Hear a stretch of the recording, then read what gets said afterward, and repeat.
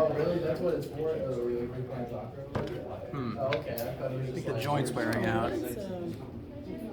That's part of it, yeah. Are you going, Kelly? Yeah. You're up. It's not really good. Good day, all. How you feeling? Yes. I had a first-hand experience with physics. Go on.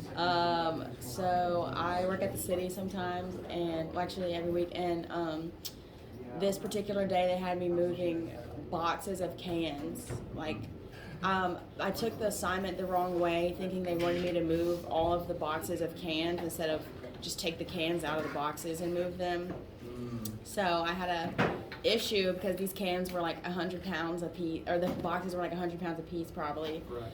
And so they were like 6 feet from the closet, and they had to get in the closet, and there was like boxes and like pieces of woods and stuff. So I made like a ramp thing that I could slide the boxes like down to one box and then have them rest on that box, and then I had another like I used like a trolley or like a like a dolly or whatever that they you could put things on and roll it around, and I used that to do the rest of it, and then once it would go down, the dolly would like fall off the box, and then I could just push it in there. And anyways, the whole time I was just like, physics, because like obviously I was like, if I push the box, at first I was trying to push the box, it was like it would move, I could finally get it to move, and then it would stop or whatever. You know how we learned about like trying to get it to move from a stopping point rather than trying to get it to move while it's sliding is like a whole lot more difficult. So anyways, come to find out, after I got all the boxes in there, they didn't want the boxes, they just wanted the cans. So. Good story. But physics. Physics? Yeah. I was like, I know what I can do, I should build a ramp. Hooray! Yeah. That was great. Well, I'm glad that the class does practically apply to things. That is my goal, at least. So thank you for telling me that. That did, yeah, apply. So, how you guys feeling? Yes. Feeling pretty good about it. I'm still confused about impulse. Oh, impulse? Okay. Well, main goal of lecture today is to address test questions, concerns, study stuff, etc. So, floor will be open to you guys. A couple reminders, just because I feel contractually obligated to repeat myself 8 million times. Test begins this afternoon. You don't necessarily have to take it this afternoon if you attend Friday Lab, but it opens up today. So if you take it this afternoon, it's done and you don't have to think about it. So begins this afternoon during lab time. Show up here at 1:30, or Monday here at 1:30, or Wednesday here at 1:30. Bring your formula sheet and your calculator. If you don't have a formula sheet, I will have printouts of it, but I do encourage you to have your own that you've scrolled notes on that will help you. Do bring your own non-cell phone calculator, because I don't have any to lend you. Now, as I said, main goal is addressing your study questions, any questions about homeworks leading up to now, the practice test, etc. I encourage you to ask any and all things that you are worried about, curious about, confused about, because if we run out of questions today, I'm going to start talking about Chapter 5. Now, first thing we've been asked about is impulse. Is there any specific examples, or would you just like me to start talking about the concept as a whole? Well, you could do that, but really I've been having a problem with elastic. We have to find both of the final velocities. It doesn't give you either one. That's where we actually had a study group last night, and we didn't have any trouble finding the inelastic one, but it was just that elastic one we had trouble with. Well, I'd say one of the hardest things I will ever ask you to do in this class is determine find two final velocities in an elastic collision. Just because that I find is one of the things that takes the most lines of math for this particular class. So that type of question is up there as one of the most math-intensive things in this particular course. That type of question is, if that's on the test, I can't technically say one way or the other, it would be one of the hardest things on it. So again, that's one of those high point value questions that of all the ones to get stumped on, that's the one that's most okay to get stumped on. So I want to make that clear up front. Now, what hell if my mouse was turned on?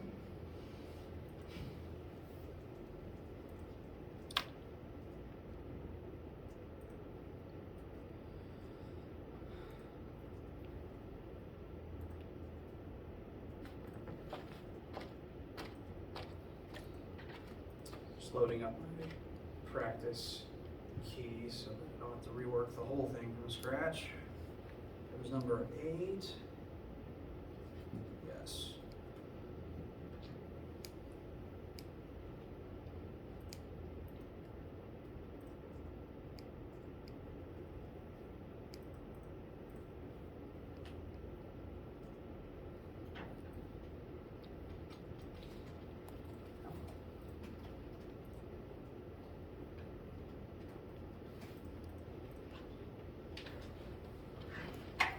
So please let me know if the scanned pen is hard to read or if my handwriting is just hard to read. This is the answer key to the practice test on Brightspace. And the question that I've been working on with students who asked, and I assume one of the questions that study group may have been working on, is number 8 on this practice test. Keeping in mind that I make the practice tests longer and trickier than the actual test, this particular question asks you to work both the inelastic and elastic versions of a collision. I find typically the inelastic ones tend to be more straightforward because the objects stick together, they have the same final velocity, and therefore there's just one variable you have to solve for. Elastic collisions with 2 different unknown final velocities are a bit more of a headache. There's probably like 4 times the math here, because there's 2 different numbers you have to find, and one equation alone can't tell you both of them. This happens because in an elastic collision, kinetic energy is conserved alongside momentum, and as a result, the collisions tend to be more chaotic. Objects bounce off of each other at different speeds.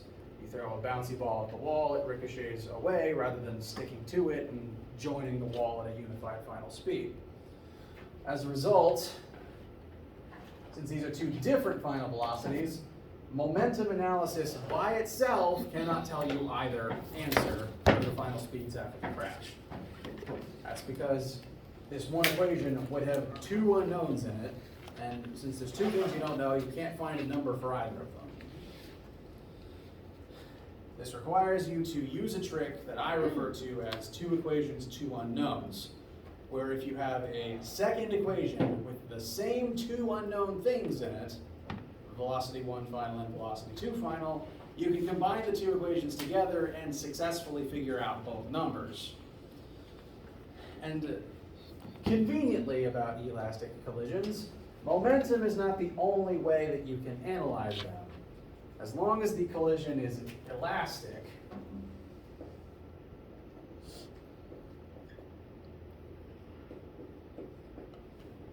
kinetic energy is also conserved alongside momentum, so that's automatically a second parameter that you can analyze, and it would contain the same variables, since the formula for momentum is mass times velocity, and the formula for kinetic energy is 1/2 mass times velocity squared. So as long as you can do momentum, you have the information to do the kinetic energy as well.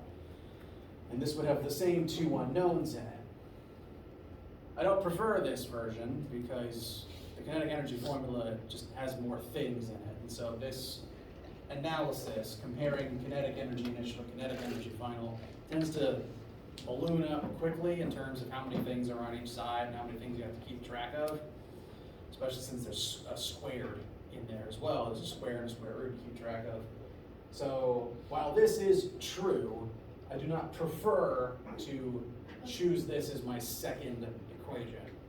Instead, some very smart people who are as frustrated with this equation as I am established a third starting point to analyze collision motion.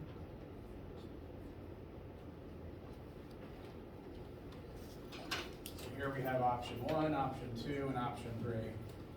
These are the 3 different ways that you can examine the motion before and after in an elastic collision, and they all contain mostly the same variables. They all reference the velocities of 2 objects that are crashing, and these 2 specifically factor in the masses of those objects, but interestingly, Formula 3 doesn't. This equation only works for elastic because it's based on, inspired by, derived from the kinetic energy conservation. So you only have this list of 3 things for elastic, whereas if it's inelastic, you have to use this first one. But this third equation is real nice because it's just directly comparing the velocities of the 2 crashing objects. You don't even need to factor their masses in. There's no squares, there's no square roots. It's just 4 variables. I find it nice and straightforward. And so when I need a second equation in order to examine the motion before and after an elastic crash, I tend to choose this one. Momentum will always work, but sometimes if you need a second formula to analyze the motion, this third one's a good choice. For that reason, here on my practice key, I wrote down that formula, filled in the 2 known velocities, and that left me with the same 2 unknown variables as the momentum equation. So now it's 2 equations with the same 2 unknown things in it. And we can begin the process of combining them together. I did that by taking one of the equations, solving for one of the unknown variables, and then plugging what that variable is equal to into the other equation as a replacement for it. So I've established here V2F is equal to 1.2 plus V1F, and so I write 1.2 plus V1F in place of V2F. Notice it's being multiplied by the 20 that V2F was being multiplied by. After doing that substitution, now the only unknown left in the original momentum formula is just V1F. I've eliminated V2F's presence.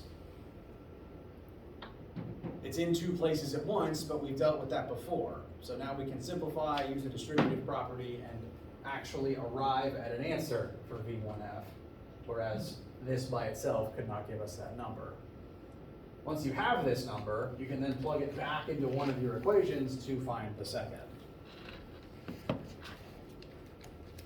As I said, this process is up there for one of the most difficult types of questions in this class. An elastic collision where you don't know either final velocity is one of the things in here that will take the most math. So once again, out of any question to possibly get stumped on, this is one of the ones where that is most okay.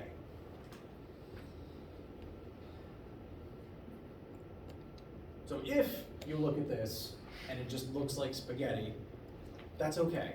Really it is. The test is weighted in such a way that no one question, even the biggest ones, will kill your grade. Promise you that. Now, you brought this on. You mentioned this with a comment with, what am I trying to say? Stay hydrated. It's hard to talk when you're thirsty.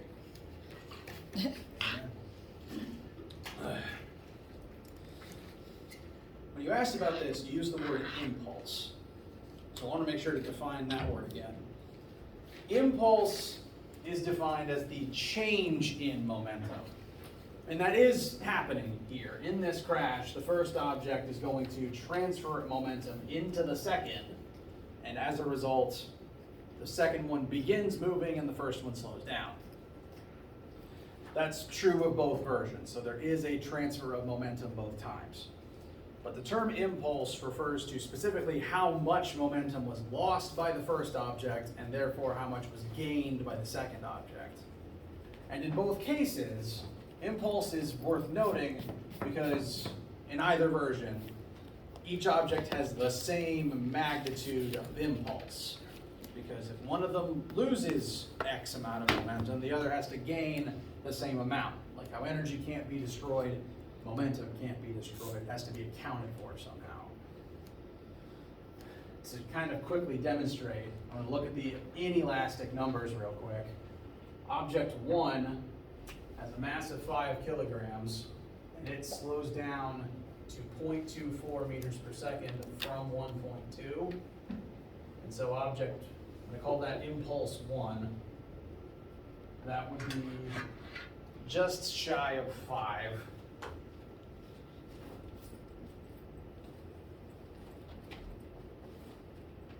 Oh, that's the calculator doesn't work.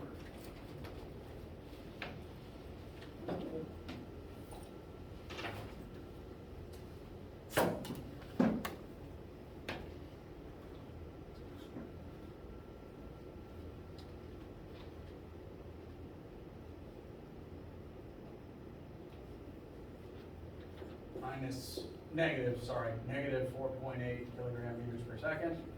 And that's the impulse of the first cart in the inelastic version. That's the momentum that cart 1 lost. So if I'm asking you about impulse, in this case, that's the momentum cart 1 loses. And as an example, I'm now going to show you how much momentum cart 2 gained in this interaction.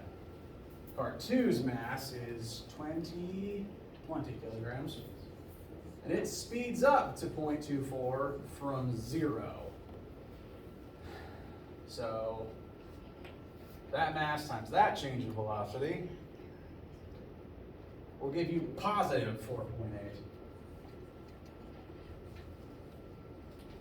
Once again, momentum's not destroyed. All the momentum that was lost as sled 1 slowed down was sent to sled 2. So really, this is kind of just a more complicated version of if Jim has 5 apples and gives 2 to Sally, how many apples do they each have? Like, there's the thing is conserved from start to finish.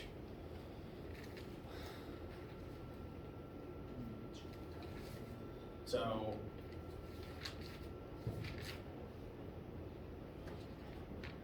forgot how to talk for a second there. Does that help? How's that feel? It's pretty good. Okay. Excuse me. Now, I will say as a comfort, when I write my test questions, the intent of them is not to waste your time. When I write a test question, the purpose is not, here's a puzzle that takes you an hour to figure out, good luck. The purpose is, here's information that you know how to use your formulas to get the answer, about a question per 5 minutes.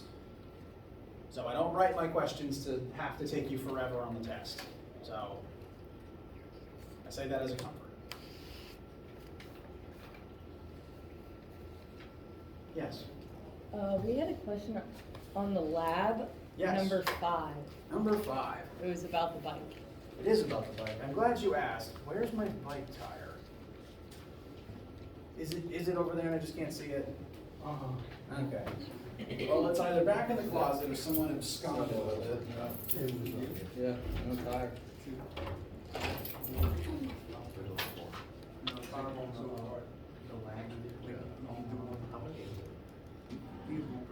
Someone appears to have stolen my bike tire or I misplaced it. Either way, behold, the older disembodied bike wheel of science.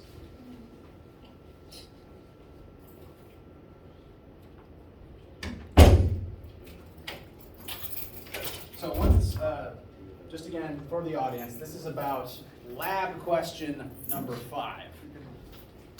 Actually, see if I can load the file up just so you can see it along with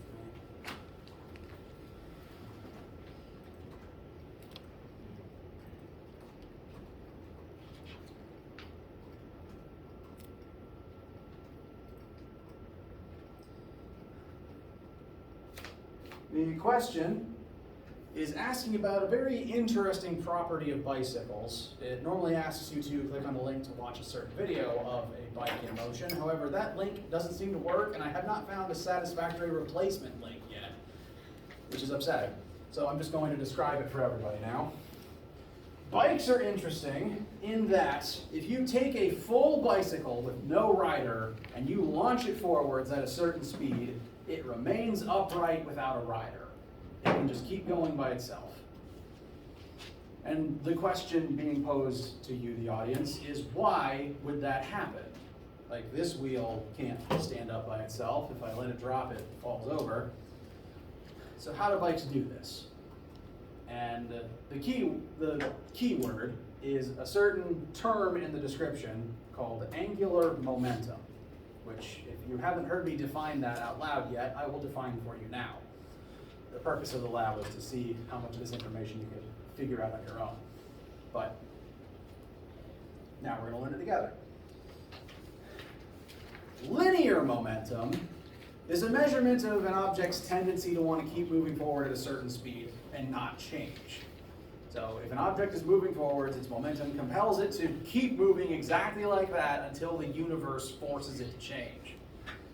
And rotation actually has a similar quirk. Because if an object is spinning, it wants to keep spinning, not only at the same speed, but in the same orientation as it currently is. That means not only does this wheel want to keep spinning clockwise from your perspective, it doesn't even want to turn or tilt in any direction. It wants to keep moving in exactly this axis. Nothing change. And I can demonstrate that even more directly. When this wheel's not spinning, and when I hold it up by this string that's tied to one half of its handlebar, it just falls over. As you know, a normal tire that's sitting on the ground would by itself. If I set this on the floor, it's going to once again fall over. But an interesting thing happens, like with the bike being launched by itself, if I give it angular momentum before I try to let it drop. So now I'm going to spin up the wheel. And once it's spinning, its momentum compels it to keep spinning exactly like this without changing. And so, if I try to let it drop, it's going to fight gravity. It doesn't want to change, so it is resisting gravity's attempt to pull it down. This is a gyroscope, if you've heard that word before or played with a gyroscope before. If an object is rotating, it wants to keep rotating exactly the same way. This is why tops stay upright. If you have a top spinning or a quarter turning, if you flick it to try to knock it over, as long as it maintains a certain speed, it'll right itself again until it runs out of juice. And the same is true with the bike. As long as its wheels are both moving at a good enough speed, they want to remain upright, and they will fight gravity tooth and nail to make sure they stay upright. This is another reason why, if you're actually, riding the bike, as long as you're still moving, you don't even necessarily need to pedal or steer to stay up. You just have to let the wheels do their thing and keep your own balance. The wheels want to remain upright and keep turning. So the bike will do that until it slows down and angular momentum loses to gravity ultimately. So it has to slow down first. But that's why the bike can stay upright without a rider. And it's one reason why learning how to ride a bike is so complicated when you're a kid, because you have to keep your own balance while the bike keeps its own balance, and you have to figure out how to convince the bike to turn when it wants to move in a straight line. If you haven't ridden a bike in a moment, you ever notice how doing this with the handlebars is bad most of the time? It's because the wheel doesn't want to do that. In fact, if anyone wants to, a similar weird thing happens if you just try to turn this while it's spinning. It is fighting with me right now and not doing what I wanted to do. It feels very odd. Like how, again, when you're 5 and learning how to ride a bike and you do this, everything stops working. Instead, you have to learn how to just tilt in the direction you want to gently convince it to go that way. Sound familiar? All right. So, that is the concept of angular momentum. Not represented on the test, but more of a factoid that I find interesting. Did I address the question asked? Yes, thanks. You're welcome. What else is on your minds? Yes. I have a question on quiz Yes, which quiz? 4. All right. Let's, And question number 2 specifically. quiz 4, question 2. I think I was asked about that one, but I don't remember what it was off the top of my head.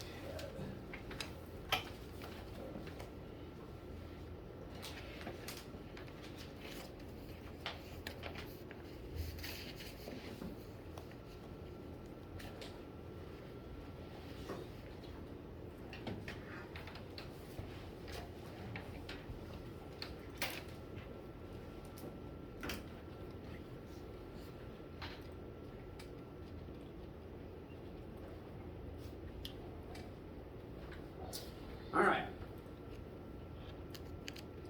So here we have quiz 4, question 2.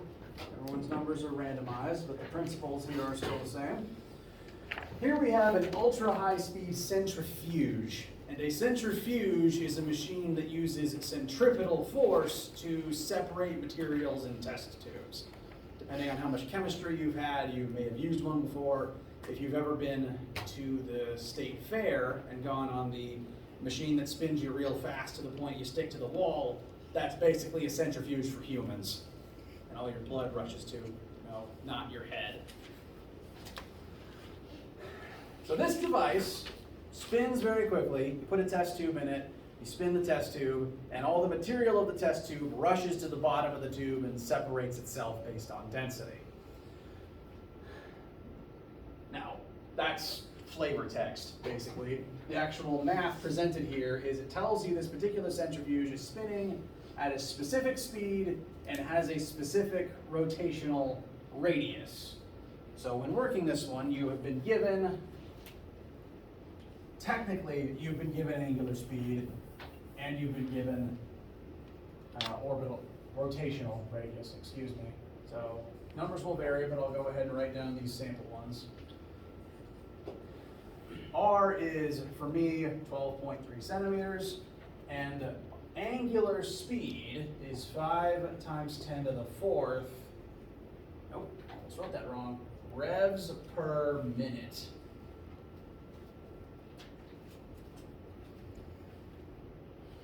So that number will tell you revolutions per minute, how many times the machine is going to spin within 60 seconds.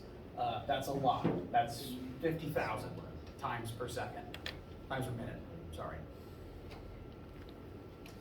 And then it goes on to ask you, what is the centripetal force that the sample inside the test tube is going to experience as this is happening? So in order for the tube and what is contained in it to actually successfully rotate in this circle, some centripetal force is going to have to act on it to make that happen. So we've been asked for FC, and within the actual text of the question there, you're given one more number, the mass of your sample, listed in grams. And so the question is, how do you arrive at centripetal force from this information? Yes? So you find angular acceleration first, you can plug it into centripetal force.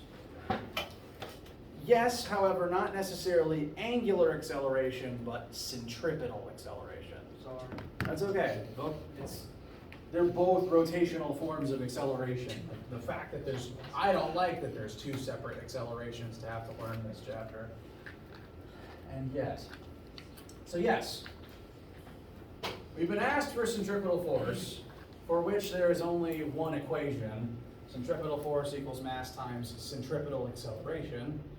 So we also then need a formula for centripetal acceleration, of which there is 2.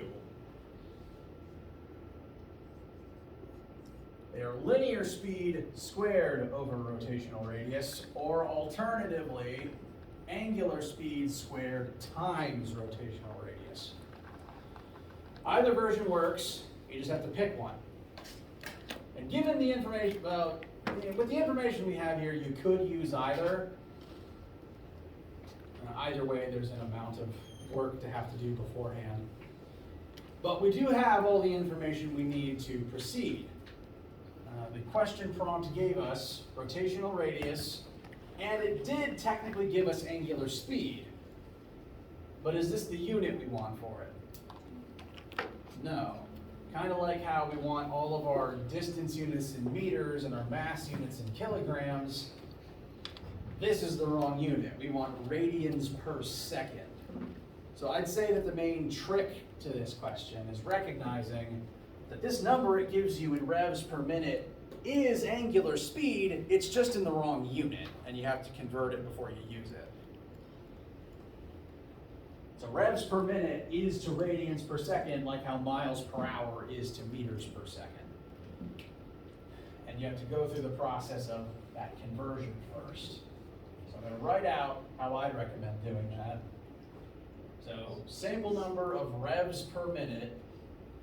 You need to convert revs into radians and minutes into seconds. All right, minutes first. You need to cancel out minutes and leave ourselves with seconds on the bottom. So the seconds part of the conversion has to go on the bottom, and the minutes part has to go on top to cancel out minutes and leave us with seconds on the bottom. And that leaves how to turn revolutions into radians. How many radians are in one revolution? 2 pi. Exactly, thank you. So, 1 rev is equal to 2 pi rad. That's the same as saying 1 revolution or 1 rotation is equal to 360 degrees. So once again, the trick to this one is recognizing that this number is angular speed and that you have to convert it into radians per second before you use it.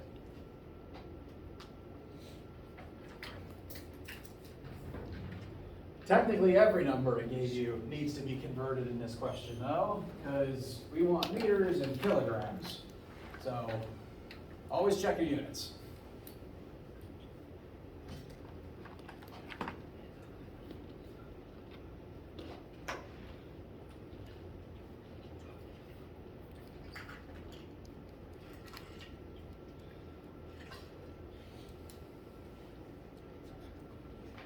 Excuse me.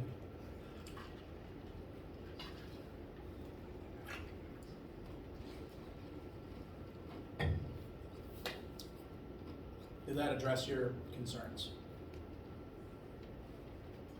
Yep. Excellent.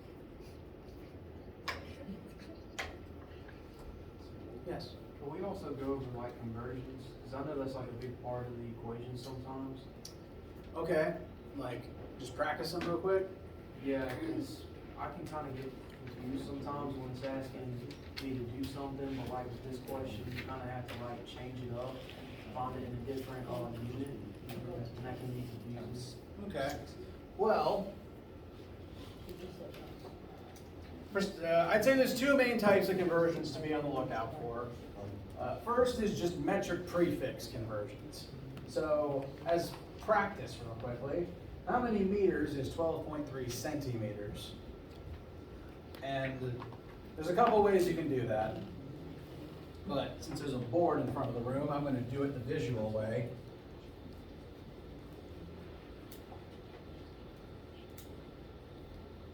You are allowed to write King Henry died by drinking chocolate milk on your formula sheet as a way to help remind yourself how to do the metric prefix conversions.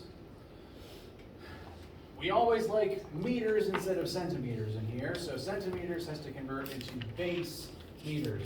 As a reminder, I write base in here for B, that represents the unit with no prefix. So meters, grams, liters, that all lives here. So to go from centi to base, you have to drag the decimal point over twice. So you leapfrog 1, 2.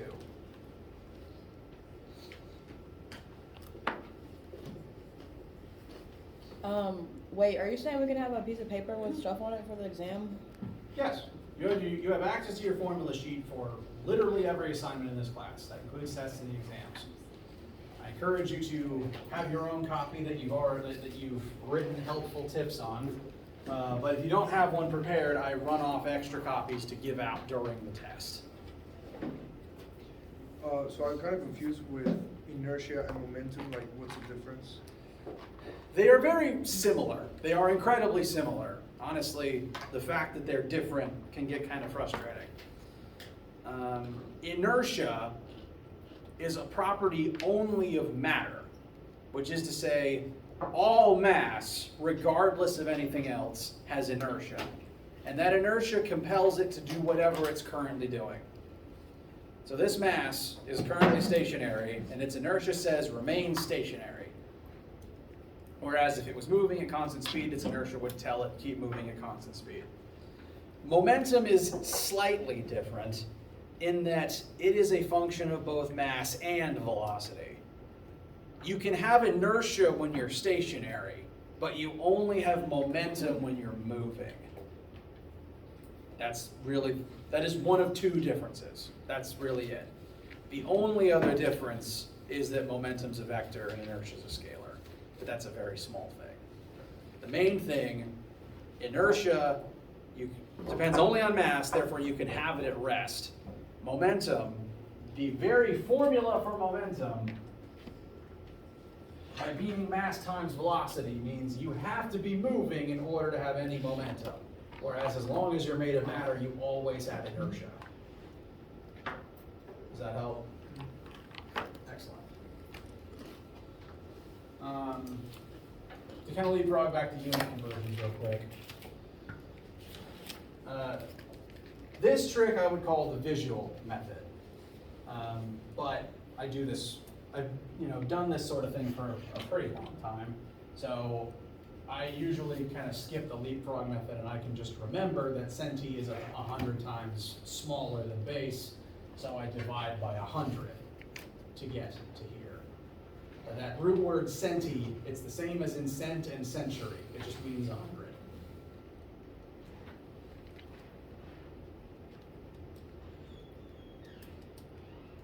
Now, similarly, we could use this to also go from grams to kilograms. That would be jumping from base 3 places to the left. That's because kilograms are 1,000 times bigger. So there's 1,000 grams in a kilogram. And whenever you go from a smaller unit to a bigger one, the number shrinks. If the unit is bigger, the number is smaller. If the unit is smaller, the number is bigger. So 1, 2, 3.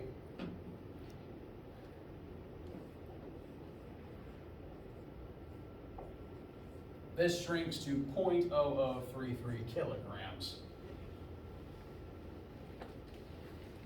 Once again, the same as dividing by 1,000. And if you wanted to go in reverse, you would leapfrog 2 or 3 spaces to the right, same as multiplying by 100 or by 1,000.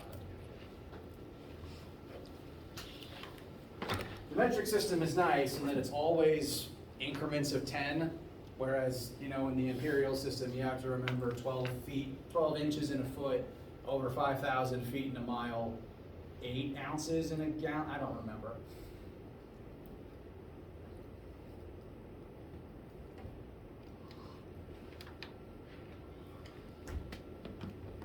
Now the other type of conversion is just wholesale switching units, which is what this counts as. And how you do this, once again, just kind of depends on your preference and how you were taught how to do it originally.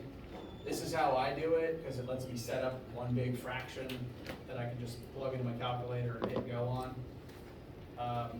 However, some people have other methods that they like to use. And honestly, it just comes down to what method, it really just comes down to what method for conversions you most like.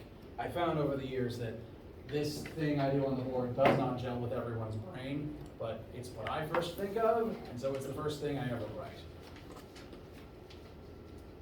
Now, you will always have all the conversion factors.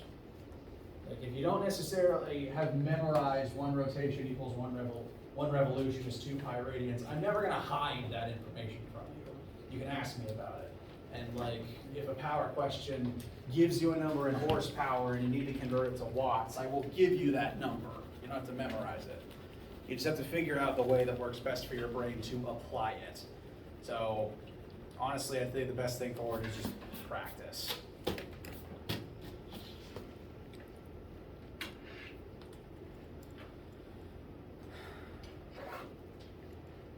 Did that help at all?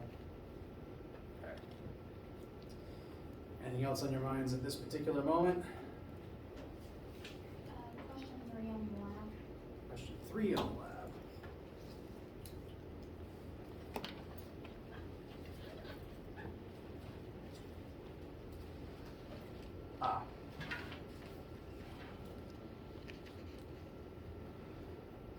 So this particular question is ultimately a combination of linear force and torque.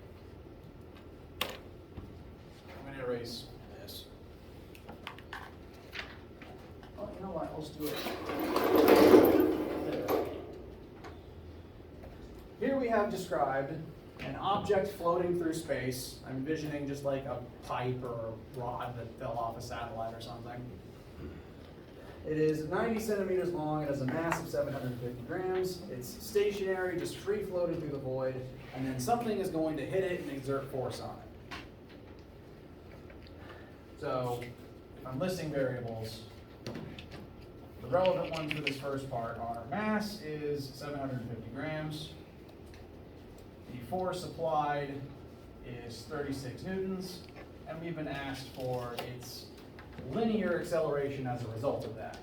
So this would be the one formula with those 3 things. We use Newton's second law to figure out that acceleration.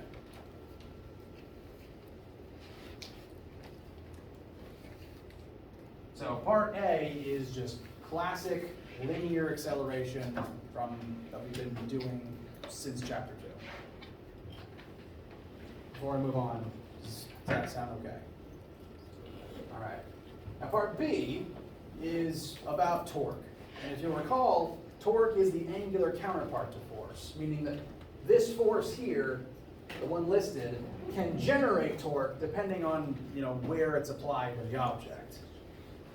And what I'm envisioning here when I wrote the question is that this force is going to be applied at one end of the object. And if it's floating freely through space, odds are it's going to start spinning around its center.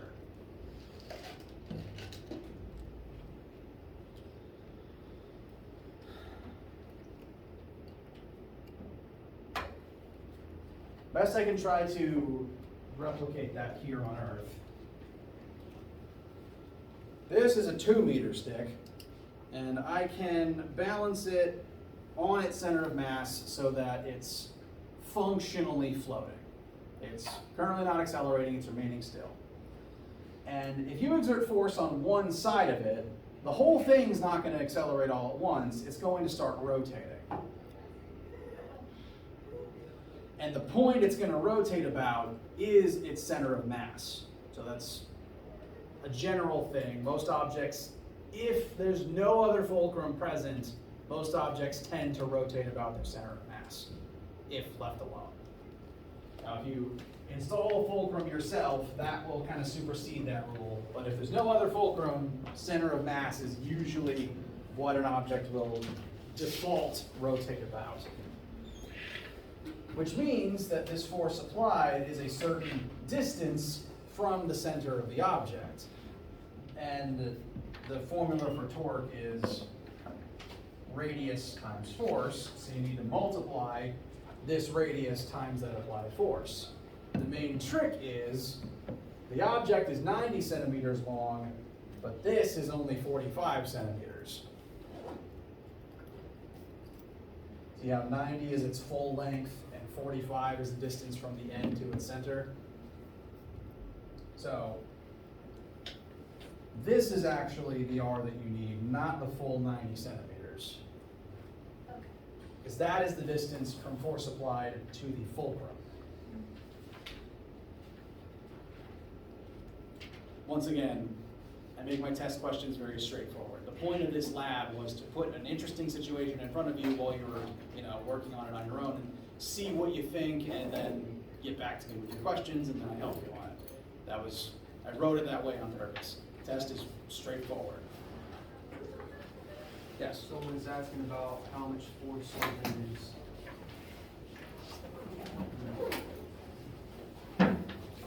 Trying to think about this. Someone's asking about the acceleration resulting from something spinning. Asking for torque. Well, angular acceleration is caused by torque. So this number, the one you found in part A, will only really be true if this force was applied here in the center. Just shoving the object rather than trying to rotate it. If you want to move something linearly, your best bet is to shove it by its center of mass, which is why in martial arts I was always taught to punch and kick the torso if you want to actually, knock someone over. Let me know if you guys have any more questions. Have a great day. See you guys here today for taking the test.